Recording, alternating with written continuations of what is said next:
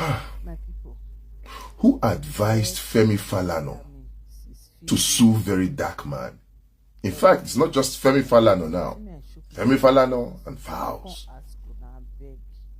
Now, I can understand that of Fowls, but what I cannot understand is femifalana. Is the suit for Fowls not sufficient? Did femifalana have to insert himself into it? Who advised them to do that? Was it necessary? At the end of the day, this suit, will it strengthen freedom of speech? Will it strengthen whistleblowing? Will it strengthen the fight against corruption, the exposure or the exposing of corruption? Will it do any of that?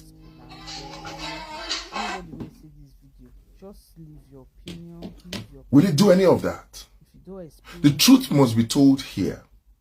When this whole matter first came up, I remember saying that I'm happy that femifalana had not allowed himself to be dragged in. But now he's been dragged in. And he's suing, or the family is suing for 1 billion naira. I don't know where they want verydarkman to get 1 billion naira from. But then again, let's look at it. Can femifalana not see that his suit is taking the attention away from the investigation into the corruption in the prisons and the EFCC operation? It's taking the attention away and it's taking it to somewhere else. And then femifalana is insisting that he has to teach verydarkman a lesson because he's been receiving threats. The daughter is receiving threats.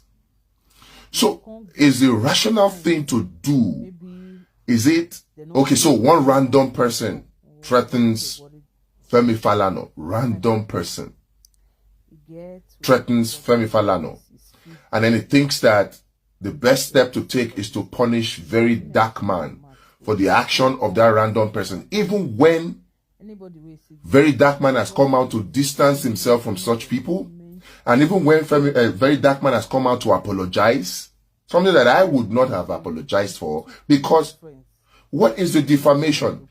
In the Bobrisky leaked audio, it was Bobrisky that mentioned femifalana.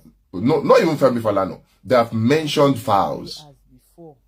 And Fowls has not denied not getting a call from Bobrisky. So I would have thought that if there's anybody to sue, it would have been Bobrisky. And what was it that was even said in that leaked audio? What was said in that leaked audio? That femifalana collected or requested for 10 million. Not that he collected. In the leaked audio that has not been independently verified now, Bobrisky was alleged to have claimed that Fowls, or the Fowls father, or the son that his godfather presented, requested for 10 million for their professional service to request for pardon. Since when is it a crime for a lawyer to ask for money to provide their professional services, even if it were true that the allegation was made by verydarkman? A lawyer is entitled to his wages. If it is true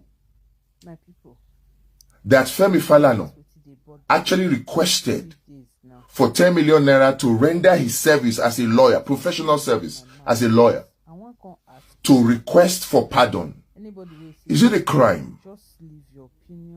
Is it not what lawyers do? Now, if femifalana says, oh, he does not take money for some of his cases, or those human rights cases, yes, it is his prerogative to take pro bono cases. But is it a crime if he decided to take money for it? So would you say that something that is not a crime is defamatory? I don't get it. This whole thing is needless. There was no need for the Falanas to actually have come into this matter in the first place. Even when it looked as if some innuendos were made to say, oh, Abi, foul self they do. All of those did not. We all know Fowls. We revere him. Even though he was doing his human rights activism in songs and otherwise in Buhari time. And now that it is a fellow Yoruba person, we have not heard from him. And even the father.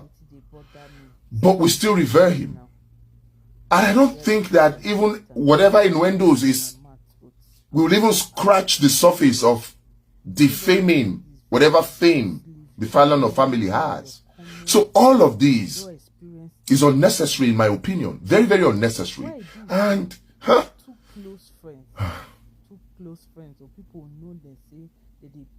if anybody's reputation will be tarnished now, Mr. Femifalana, it is you who will be tarnishing your own image by pursuing this case any further. Because you see, you might pursue this case and win. But the way Nigerians will begin to perceive you is the real defamation. If you don't know it now.